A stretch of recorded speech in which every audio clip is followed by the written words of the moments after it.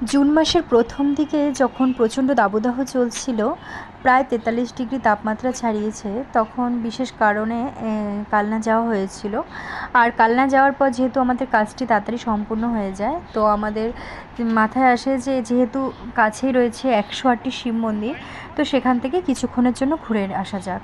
But এত পরিমাণে গরম ছিল আর এত তাপ ছিল যে ওখানে বেশিক্ষণ থাকাটা হয়ে ওঠেনি।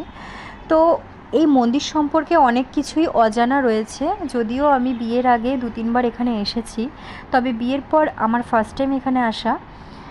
এই মন্দিরটি নবকৈলাস মন্দির নামেও জানা যায়। এই মন্দিরটি হচ্ছে 2টি বৃত্তে অবস্থিত। প্রথম বৃত্তে হচ্ছে 74টি মন্দির রয়েছে, যার মধ্যে একটি কালো শিব আছে আর একটির মধ্যে আছে সাদা শিব। আর ভেতরের যে বৃত্তটি রয়েছে সেই বৃত্তের মধ্যে হচ্ছে 34টি মন্দির দেখা যায়, শিব মন্দির, যেখানে শুধুমাত্র শ্বেত শিব রয়েছে, মানে সাদা শিব রয়েছে।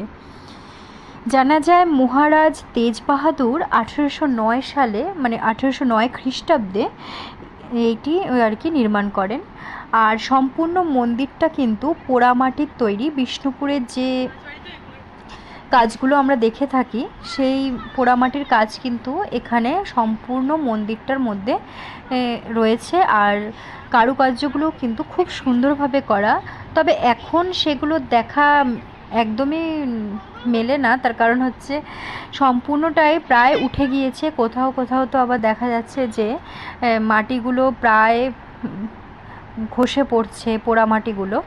আর ভেতর থেকে প্রায় অনেক কিছুই ইট দেখা যাচ্ছে। এইরকম কিছু কিছু নকশা আছে এখনও, তবে তার সৌন্দর্য এই নকশাতেই ফুটে উঠেছে, সেটা ভালোভাবেই বোঝা যায়। তবে এই জায়গাটা আসলে তোমরা মানে যদি শীতকালে আসো তাহলে এই জায়গাটা হচ্ছে বেস্ট একটা ঘোরার জন্য।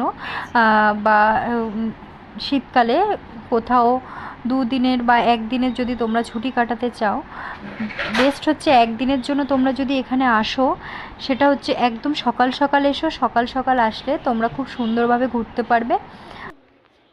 এত গরম, গরমের মধ্যে এই তো কল আছে। তো এই মন্দিরের ভেতরে রয়েছে একটা ইদারা বা কূপ মতো করা, যেটা ভেতরে চলো দেখলে তোমরা বুঝতে পারবে। এই ইদারাটা করার মেন কারণ যেটা জানা যায় হচ্ছে পুজোর সময় যে মাঝ বরাবর যেটা রয়েছে ওটা হচ্ছে ইদারা, আর রয়েছে পাশে একটি বেল গাছ। এই ইদারাটা করার কারণ যেটা জানা যায় যে পুজোর সময় যাতে জলের কোনো অভাব না হয়, সেই কারণেই নাকি এই ইদারাটা করা হয়েছে। বর্তমানে নাকি এই মন্দিরকে যোগেশ্বর শিব মন্দির নামেও জানা যায়। আর প্রতিটা শিব মন্দিরের কিন্তু যে চালাটা তৈরি হয়েছে সেটা হচ্ছে 8 চালা। কিছু কিছু মন্দিরের মাথার ছাদও খসে পড়েছে দেখা যাচ্ছে। তবে যেহেতু প্রচণ্ড রোদ রয়েছে, সেই কারণে আমরা বেশিক্ষণ এখানে সময় কাটাবো না, কিছুক্ষণ ঘুরেই আমরা চলে যাব। তোমরা যদি সকাল সকাল আসো তাহলে একটা জিনিস মাথায় রাখবে, 12:30টার মধ্যে কিন্তু এই মন্দির বন্ধ হয়ে যায়, আবার 4:30টার পর এই মন্দিরটি খোলে। তো তোমরা চেষ্টা করবে একটু সকাল সকাল আসার। তো ভিডিওটি আজকের মতো এই পর্যন্তই, দেখা হচ্ছে নেক্সট ভিডিওতে। টাটা।